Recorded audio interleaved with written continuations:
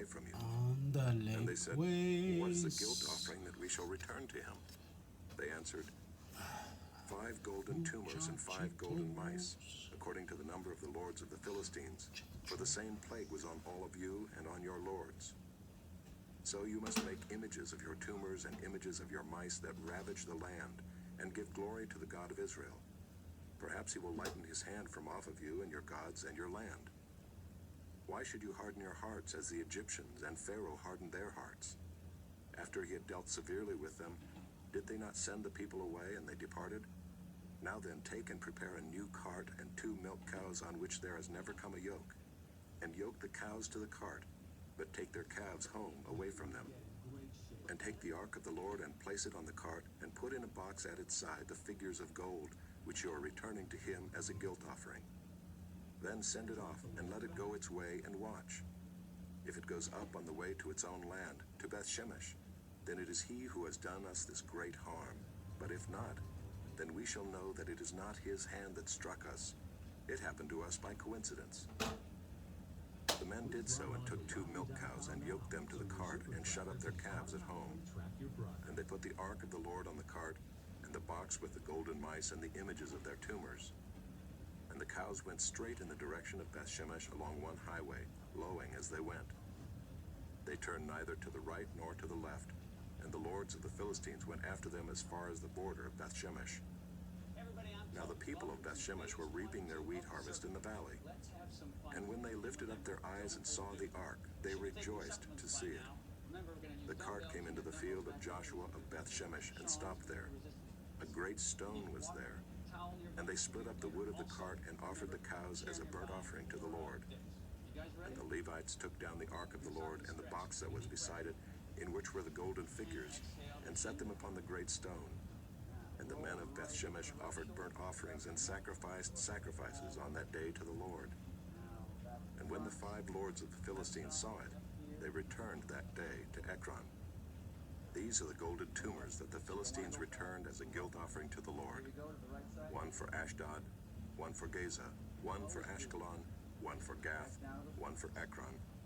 And the golden mice, according to the number of all the cities of the Philistines belonging to the 5 lords, both fortified cities and unwalled villages. The great stone beside which they set down the ark of the Lord is a witness to this day in the field of Joshua of Beth-Shemesh. And he struck some of the men of Beth-Shemesh because they looked upon the ark of the Lord. He struck 70 men of them, and the people mourned because the Lord had struck the people with a great blow. Then the men of Beth-Shemesh said, "Who is able to stand before the Lord, this holy God? And to whom shall he go up away from us?" So they sent messengers to the inhabitants of Kiriath-Jearim, saying, "The Philistines have returned the ark of the Lord. Come down and take it up to you." Chapter 7. And the men of Kiriath-Jearim came and took up the ark of the Lord and brought it to the house of Abinadab on the hill. And they consecrated his son Eleazar to have charge of the ark of the Lord. From the day that the ark was lodged at Kiriath-Jearim, a long time passed, some 20 years. And all the house of Israel lamented after the Lord. And Samuel said to all the house of Israel, "If you are returning to the Lord with all your heart, then put away the foreign gods and the Ashtaroth from among you, and direct your heart to the Lord, and serve him only, and he will deliver you out of the hand of the Philistines." So the people of Israel put away the Baals and the Ashtaroth, and they served the Lord only. Then Samuel said, "Gather all Israel at Mizpah, and I will pray to the Lord for you." So they gathered at Mizpah and drew water and poured it out before the Lord, and fasted on that day, and said there, "We have sinned against the Lord." And Samuel judged the people of Israel at Mizpah. Now when the Philistines heard that the people of Israel had gathered at Mizpah, the lords of the Philistines went up against Israel. And when the people of Israel heard of it, they were afraid of the Philistines. And the people of Israel said to Samuel, "Do not cease to cry out to the Lord our God for us, that he may save us from the hand of the Philistines." So Samuel took a nursing lamb and offered it as a whole burnt offering to the Lord. And Samuel cried out to the Lord for Israel, and the Lord answered him. As Samuel was offering up the burnt offering, the Philistines drew near to attack Israel. But the Lord thundered with a mighty sound that day against the Philistines and threw them into confusion, and they were defeated before Israel. And the men of Israel went out from Mizpah and pursued the Philistines and struck them as far as below Beth-kar. Then Samuel took a stone and set it up between Mizpah and Shen, and called its name Ebenezer, for he said, "Till now the Lord has helped us." So the Philistines were subdued and did not again enter the territory of Israel. And the hand of the Lord was against the Philistines all the days of Samuel. The cities that the Philistines had taken from Israel were restored to Israel, from Ekron to Gath, and Israel delivered their territory from the hand of the Philistines. There was peace also between Israel and the Amorites. Samuel judged Israel all the days of his life, and he went on a circuit year by year to Bethel, Gilgal, and Mizpah, and he judged Israel in all these places. Then he would return to Ramah, for his home was there, and there also he judged Israel, and he built there an altar to the Lord. Chapter 8. When Samuel became old, he made his sons judges over Israel. The name of his firstborn son was Joel, and the name of his second, Abijah. They were judges in Beersheba. Yet his sons did not walk in his ways, but turned aside after gain. They took bribes and perverted justice. Then all the elders of Israel gathered together and came to Samuel at Ramah and said to him, "Behold, you are old, and your sons do not walk in your ways. Now appoint for us a king to judge us like all the nations." But the thing displeased Samuel when they said, "Give us a king to judge us." Give us a Samuel king. prayed to the Lord, and the Lord said to We Samuel, want a king. "Obey the voice of the people in all that they say to you. Give us a For they have not king. rejected you, but they have rejected me from being king over them.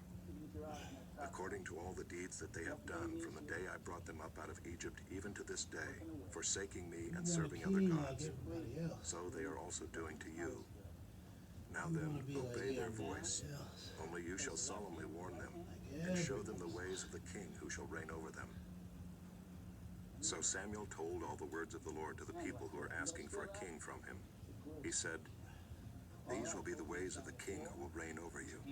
He will take your sons and appoint them to his chariots, and to be his horsemen, and to run before his chariots.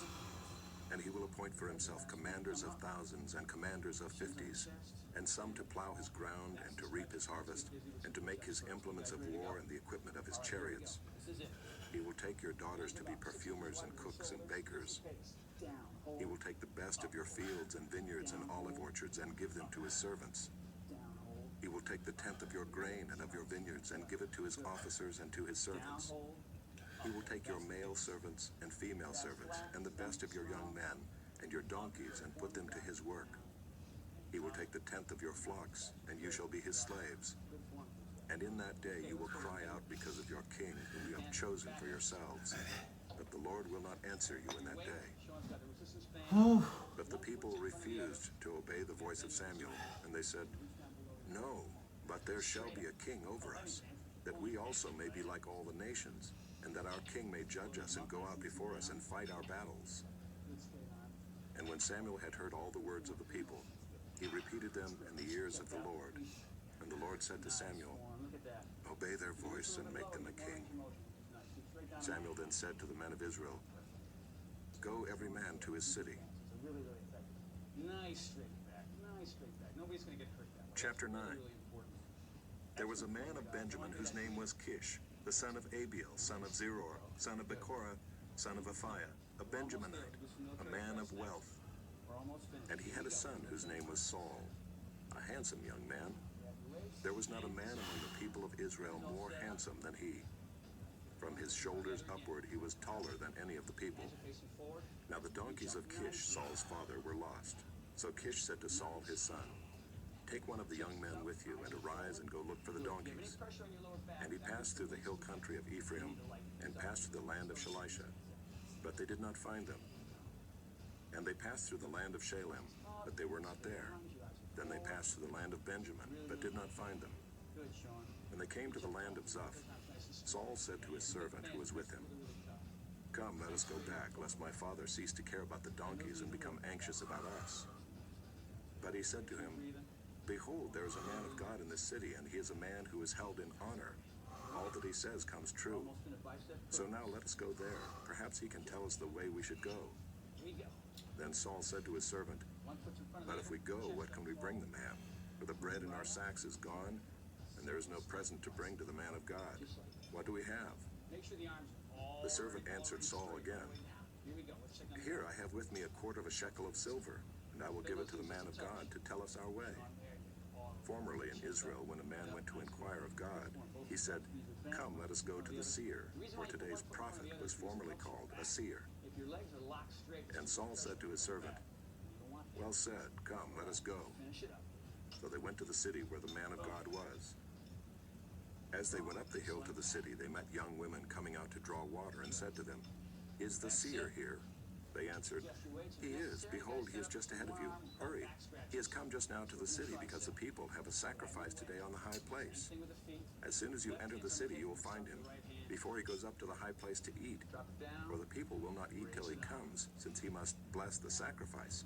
Afterward, those who are invited will eat. Straight line from here to here. Now go up, for you will meet him immediately. You also want to drop that arm a little. So they went up to the city. parallel. As they were entering the city, they saw Samuel coming out toward them on his way up to the high place.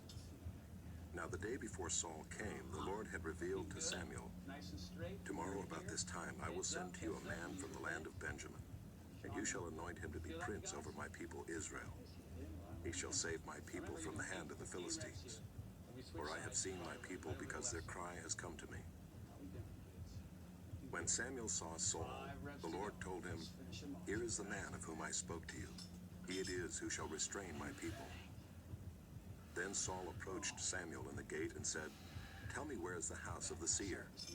Samuel answered Saul, I am the seer. Go up before me to the high place, for today you shall eat with me, and in the morning I will let you go and will tell you all that is on your mind. As for your donkeys that were lost 3 days ago, do not set your mind on them, for they have been found. And for whom is all that is desirable in Israel? Is it not for you and for all your father's house? Saul answered, Am I not a Benjamite from the least of the tribes of Israel? And is not my clan the humblest of all the clans of the tribe of Benjamin? Why then have you spoken to me in this way? Then Samuel took Saul and his young man, and brought them into the hall, and gave them a place at the head of those who had been invited, who were about 30 persons. And Samuel said to the cook, Bring the portion I gave you, of which I said to you, Put it aside. So the cook took up the leg and what was on it, and set them before Saul. Then Samuel said, See, what was kept is set before you. Eat, because it was kept for you until the hour appointed, that you might eat with the guests. So Saul ate with Samuel that day, and when they came down from the high place into the city, a bed was spread for Saul on the roof, and he lay down to sleep. Then at the break of dawn, Samuel called to Saul on the roof, Up, that I may send you on your way. So Saul arose, and both he and Samuel went out into the street. As they were going down to the outskirts of the city, Samuel said to Saul, Tell the servant to pass on before us, and when he has passed on, stop here yourself for a while, that I may make known to you the word of God. Straighten that back leg for me, Sean. I know you can do it. Big strong guy like you. Come on. Bring it up. Chapter 10. There you go. Perfect. Turning Then Samuel took a flask of oil and poured it on his head and kissed him and said, Good, your balance is good. Has not the Lord anointed you to be prince over his people Israel?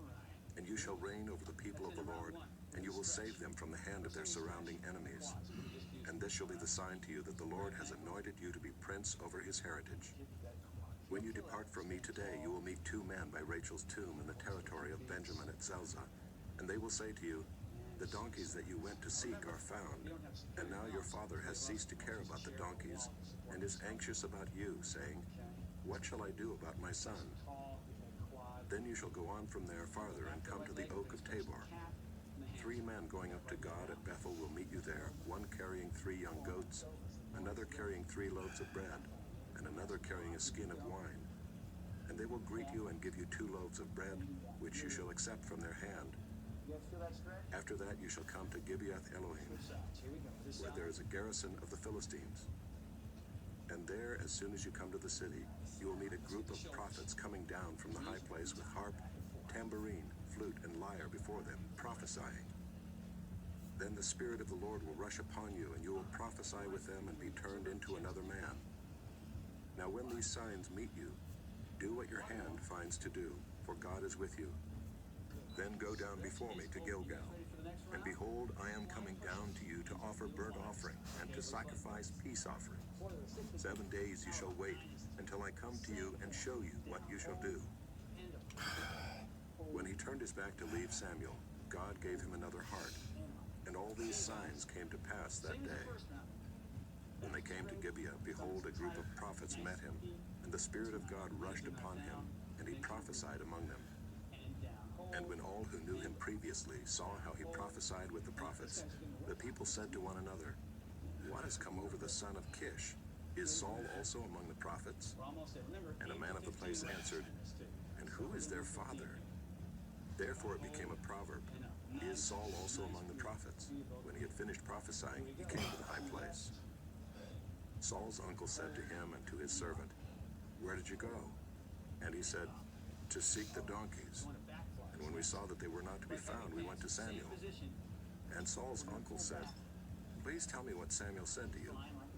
And Saul said to his uncle, "He told us plainly that the donkeys had been found. But about the matter of the kingdom of which Samuel had spoken, he did not tell him anything."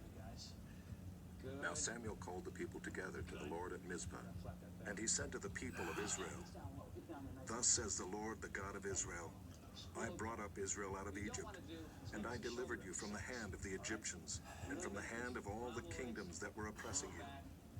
But today you have rejected your God, who saves you from all your calamities and your distresses, and you have said to him, 'Set a king over us.' Now therefore, present yourselves before the Lord by your tribes and by your thousands." Then Samuel brought all the tribes of Israel near, and the tribe of Benjamin was taken by lot. He brought the tribe of Benjamin near by its clans, and the clan of the Matrites was taken by lot. And Saul the son of Kish was taken by lot. But when they sought him, he could not be found. So they inquired again of the Lord, "Is there a man still to come?" And the Lord said, "Behold, he has hidden himself among the baggage." Then they ran and took him from there. And when he stood among the people, he was taller than any of the people from his shoulders upward. And Samuel said to all the people, "Do you see him whom the Lord has chosen? There is none like him among all the people." And all the people shouted, "Long live the king!" Then Samuel told the people the rights and duties of the kingship, and he wrote them in a book and laid it up before the Lord. Then Samuel sent all the people away, each one to his home. Saul also went to his home at Gibeah, and with him went men of valor whose hearts God had touched. But some worthless fellows said, "How can this man save us?" And they despised him and brought him no present. But he held his peace. Straighten the arms to the bottom, all the way open, and then all the way forward. Chapter 11. Set you guys behind me. Then Nahash the Ammonite went up and besieged Jabesh Gilead, and all the men of Jabesh said to Nahash, "Make a treaty with us, and we will serve you." But Nahash the Ammonite said to them, "On this condition I will make a treaty with you, that I gouge out all your right eyes, and thus bring disgrace on all Israel." The elders of Jabesh said to him, "Give us 7 days' respite, that we may send messengers through all the territory of Israel. Then if there is no one to save us, we will give ourselves up to you." When the messengers came to Gibeah of Saul, they reported the matter in the ears of the people, and all the people wept aloud. Now behold, Saul was coming from the field behind the oxen, and Saul said, "What is wrong with the people that they are weeping?" So they told him the news of the men of Jabesh, and the Spirit of God rushed upon Saul when he heard these words, and his anger was greatly kindled. He took a yoke of oxen and cut them in pieces, and sent them throughout all the territory of Israel by the hand of the messengers, saying, "Whoever does not come out after Saul and Samuel, so shall it be done to his oxen." Then the dread of the Lord fell upon the people, and they came out as one man. When he mustered them at Bezek, the people of Israel were 300,000, and the men of Judah 30,000. And they said to the messengers who had come, "Thus shall you say to the man of Jabesh Gilead, Tomorrow, by the time the sun is hot, you shall have salvation." When the messengers came and told the men of Jabesh, they were glad. Therefore the men of Jabesh said, Tomorrow we will give ourselves up to you, and you may do to us whatever seems good to you. And the next day Saul put the people in 3 companies, and they came into the midst of the camp in the morning watch, and struck down the Ammonites until the heat of the day. And those who survived were scattered, so that no 2 of them were left together. Then the people said to Samuel, "Who is it that said, 'Shall Saul reign over us?' Bring the men, that we may put them to death." But Saul said, "Not a man shall be put to death this day, for today the Lord has worked salvation in Israel." Then Samuel said to the people, "Come, let us go to Gilgal and there renew the kingdom." So all the people went to Gilgal, and there they made Saul king before the Lord in Gilgal. There they sacrificed peace offerings before the Lord, and there Saul and all the men of Israel rejoiced greatly. Chapter 12. See how they stand up nice and tall every time? And Samuel said to all Israel, "Behold, I have obeyed your voice in all that you have said to me, and have made a king over you. And now behold, the king walks before you, and I am old and gray, and behold, my sons are with you. I have walked before you from my youth until this day. Here I am. Testify against me before the Lord and before his anointed. Whose ox have I taken? Or whose donkey have I taken? Or whom have I defrauded? Whom have I oppressed? Or from whose hand have I taken a bribe to blind my eyes with it? Testify against me, and I will restore it to you." They said, "You have not defrauded us or oppressed us or taken anything from any man's hand." And he said to them, "The Lord is witness against you, and his anointed is witness this day, that you have not found anything in my hand." And they said, "He is witness." And Samuel said to the people, "The Lord is witness, who appointed Moses and Aaron and brought your fathers up out of the land of Egypt. Now therefore stand still, that I may plead with you before the Lord concerning all the righteous deeds of the Lord that he performed for you and for your fathers.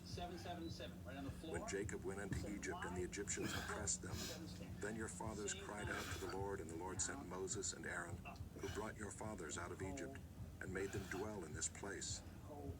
But they forgot the Lord their God, and he sold them into the hand of Sisera, commander of the army of Hazor, and into the hand of the Philistines, and into the hand of the king of Moab. And they fought against them. And they cried out to the Lord and said, 'We have sinned because we have forsaken the Lord and have served the Baals and the Ashtaroth. But now deliver us out of the hand of our enemies, that we may serve you.' And the Lord sent Jerubbaal and Barak and Jephthah and Samuel, and delivered you out of the hand of your enemies on every side, and you lived in safety. And when you saw that Nahash, the king of the Ammonites, came against you, you said to me, 'No, but a king shall reign over us,' when the Lord your God was king. And now behold, the king whom you have chosen, for whom you have asked, behold, the Lord has set a king over you.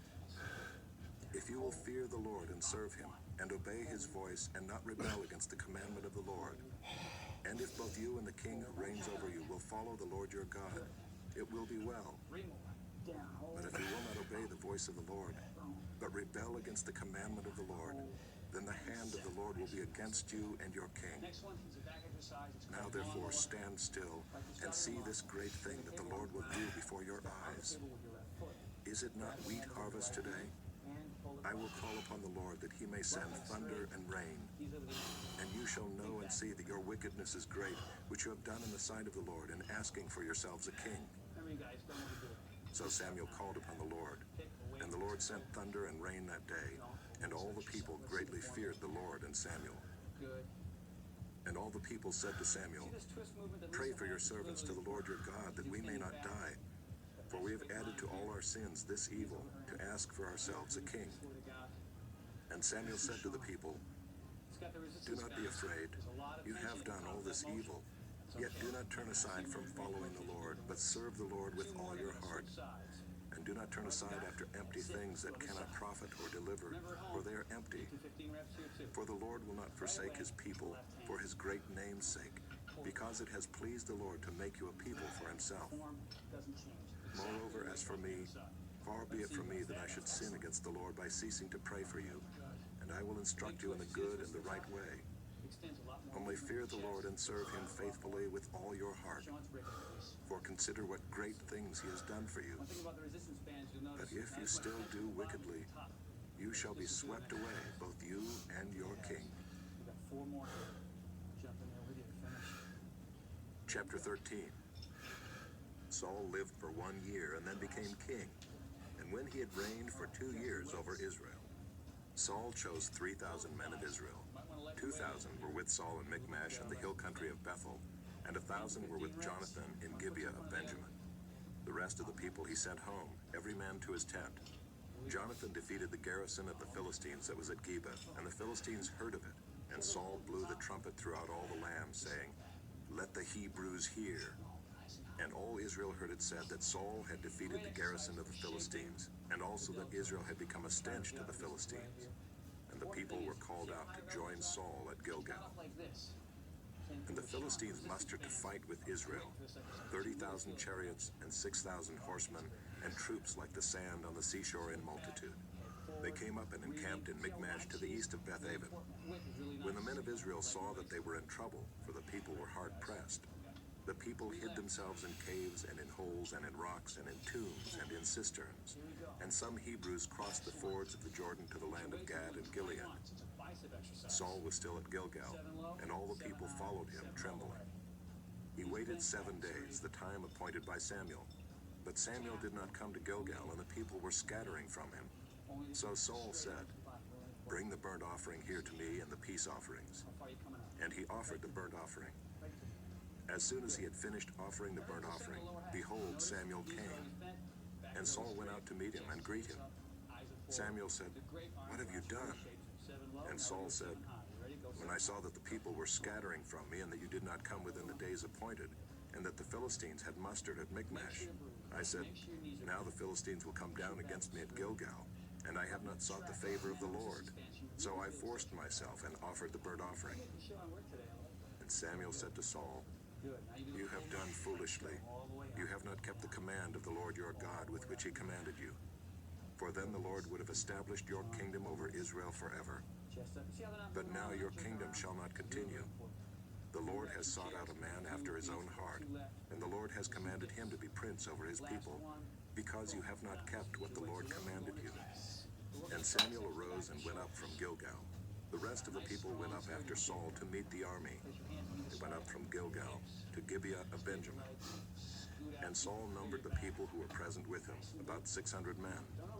And Saul and Jonathan his son and the people who were present with them stayed in Gibeah of Benjamin, but the Philistines encamped in Michmash. And raiders came out of the camp of the Philistines in 3 companies. One company turned toward Ophrah to the land of Shual. Another company turned toward Beth-horon. And another company turned toward the border that looks down on the valley of Zeboim, toward the wilderness. Now there was no blacksmith to be found throughout all the land of Israel, for the Philistines said, "Lest the Hebrews make themselves swords or spears." But every one of the Israelites went down to the Philistines to sharpen his plowshare, his mattock, his axe, or his sickle. And the charge was 2/3 of a shekel for the plowshares and for the mattocks, and 1/3 of a shekel for sharpening the axes and for setting the goads. So on the day of the battle there was neither sword nor spear found in the hand of any of the people with Saul and Jonathan. But Saul and Jonathan his son had them. And the garrison of the Philistines went out to the pass of Michmash. Chapter 14. One day Jonathan, the son of Saul, said to the young man who carried his armor, "Come, let us go over to the Philistine garrison on the other side." But he did not tell his father. Saul was staying in the outskirts of Gibeah in the pomegranate cave at Migron. The people who were with him were about 600 men, including Ahijah the son of Ahitub, Ichabod's brother, son of Phinehas, son of Eli, the priest of the Lord in Shiloh, wearing an ephod. And the people did not know that Jonathan had gone.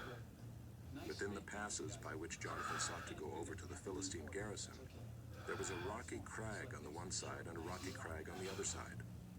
The name of the one was Bozez, and the name of the other, Seneh. The one crag rose on the north in front of Michmash, and the other on the south in front of Geba. Jonathan said to the young man who carried his armor, "Come, let us go over to the garrison of these uncircumcised. It may be that the Lord will work for us, for nothing can hinder the Lord from saving by many or by few. And his armor-bearer said to him, Do all that is in your heart.